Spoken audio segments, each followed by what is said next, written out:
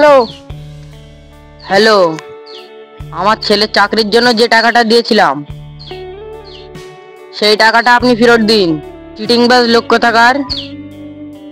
এই, আপনার সাহস কি করে হলো আমাকে লোক বলার? আমার কাছ থেকে আপনি যে টাকাটা নিয়েছিলেন তার সম্পূর্ণ টাকাটা ফেরত দিন, না হলে আমি প্রয়োজনীয় ব্যবস্থা নেব আপনার বিরুদ্ধে। আপনি টাকাটা ফেরত দেবেন কিনা আগে বলুন আমাকে। আপনি কার কাছে ফোন করেছেন আর চাইছেন বা কাকে? আমি লালুর কাছে ফোন করেছি। আর আপনি লালু বলছেন তো?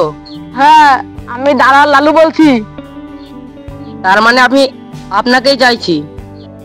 আমি আপনার বাড়ির নিচে যাচ্ছি, শিগগিরই টাকাটা বের করে রাখুন। আরে আপনি কে বলছেন? আমি তো অনেকের কাছ থেকে টাকা নিয়েছি। আপনি আপনার নামটা বলুন। আরে আপনি তো আমাকে চেনেন, সেই 2 নম্বর ফ্ল্যাটে যে টাকাটা দিয়েছিলাম। ও, আমি যদি আপনাকে সত্যি চিনতাম তাহলে কি আমি আপনাকে জিজ্ঞাসা করতাম রাজুদা? ও তো কিছু জানে না, আমরা গরিব মানুষ। আমার ছেলের জন্য যে টাকাটা দিয়েছিলাম সেই টাকাটা ফেরত দিন। আমি আপনার বাড়ির নিচে চলে এসেছি, তাড়াতাড়ি টাকাটা নিয়ে আসুন। বাড়ির নিচে চলে এসেছেন? হ্যাঁ, আপনার বাড়ির নিচেই দাঁড়িয়ে আছি। তাহলে দেখুন তো আমার বাড়ির গেটে ভিতর থেকে তালা মারা আছে কিনা। হ্যাঁ, ভিতর থেকে তালা মারা আছে। দারোয়ানটাকে বলেছিলাম যে বাইরে থেকে তালা মারতি, ও না জেনে ভিতর থেকে তালা মেরে দিয়েছে। দেখুন, আপনি আমাকে বিপদে ফেলে এইভাবে বাড়িতে বসে থাকতে পারেন না। এই যে আপনি আমার বাড়ির নিচে চেঁচামেচিতে করছেন, এই যে তামাশাটা করছেন আপনি, একটা কথা মনে রাখবেন, সবার যেমন মান সম্মান আছে না, আমার কিন্তু কোনো কান সম্মান সরি কোনো মান সম্মান নেই। বেকার বেকার চেঁচাচ্ছেন কেন? শুনুন, আপনি যে টাকাটা নিয়েছেন আমার কাছে কিন্তু কোনো প্রমাণ নেই। কি? না না, আপনি যে আমাকে টাকাটা দিয়েছেন আপনার কাছে কোনো প্রমাণ নেই। আপনি তো 10 লাখ টাকা নিয়েছিলেন। আরে আপনি মিথ্যা কথা বলবেন না অযথা।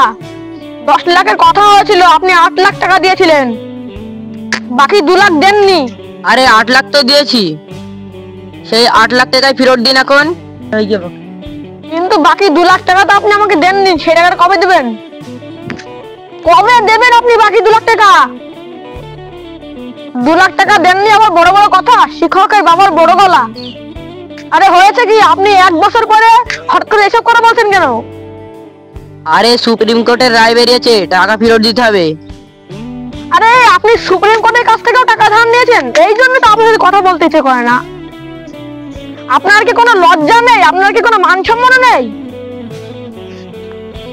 আপনি যাত্রার কাছ থেকে টাকা ধার নিচ্ছেন। আরে সত্যি কথা বলুন। এই যে শুনুন, আমার ছেলের যে চাকরিটা চলে গেল এর জন্য আপনিই দায়ী। হ্যাঁ সে ঠিক আছে, কিন্তু আপনি একটা কথা মনে রাখবেন, একটা দরজা বন্ধ হলে আরেকটা দরজা খুলে যায়। স্কুলের সামনের দরজা বন্ধ হয়েছে তাতে কি হয়েছে? আপনার ছেলেকে বলবেন যে স্কুলের পেছনে যে ছোট্ট দিকে একটা দরজা আছে না, ওই দরজাতে ঢুকে যেতে। আমার ছেলে সংসার কিভাবে চলবে? ও এখন কি কাজ করবে? ঠিক আছে, আমি একটা ব্যবস্থা করে দিচ্ছি। আর কি ব্যবস্থা করবেন? আর কোনো ব্যবস্থা করতে হবে না, আমার টাকাটা ফেরত দিন। এই দাঁড়ান একটু শুনুন, ওই বাকি যে 2 লাখ টাকা বাকি আছে না, ওটা 3 লাখ টাকা করে দিন, একটা ব্যবস্থা আছে। আপনাকে মুখের ওপরে একটা সত্যি কথা বলছি, আপনি একটা চোর। এই আপনি একদম মুখ সামনে সত্যি কথা বলবেন, বলে দিলাম। আমরা কি জানতাম এরকম হবে? জানলে কি আপনার কাছ থেকে আমি 8 লাখ টাকা নিতাম, 16 লাখ টাকা নিতাম। আরে শুনুন শুনুন, আপনার ছেলের চাকরি হয়েছিল কি হয়নি? আরে এখন তো চলে গেছে। আরে আমি তো প্রমিস করেছিলাম যে আপনার ছেলের চাকরি হয়ে যাবে। যদি কোনো সৎ লোক আমাদের দুর্নীতি ধরে নেয় তাহলে আমার কি করার আছে? আর একটা কথা মনে রাখবেন, একদিন মিথ্যার জয় হবেই। আমাদের মতো দালালদের আর সেই দিন কোনো দুর্নীতি দিতে পারবে না। এই যে আপনার ছেলে চাকরিতে চলে গেল, এইটা কিছু সৎ লোকের হিংসে। অন্যরা তো আপনার ছেলের মতো যোগ্য টাকা দিয়ে আর চাকরি করতে পারে না। ওদের কাছে শুধু একটা জিনিস, সেটা হচ্ছে সৎ মেধা। ওসব কথা ছাড়ুন, আপনিই তো বলেছিলেন টাকা দিলে হয়ে যাবে, এখন চাকরিটা চলে গেল কেন? আমি আপনাকে জমি বন্ধক রেখে টাকা দিয়েছি, আপনি টাকাটা ফেরত দিন, আমি জমি ফেরাবো।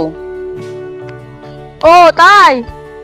আপনার জমির দাগ নাম্বার আর খতিয়ান নাম্বার বলেন। কেন, আপনি কি করবেন? আমি আরো একটা ব্যবসা খুলেছি, সেটা হলো অবৈধভাবে জমি দখল করা।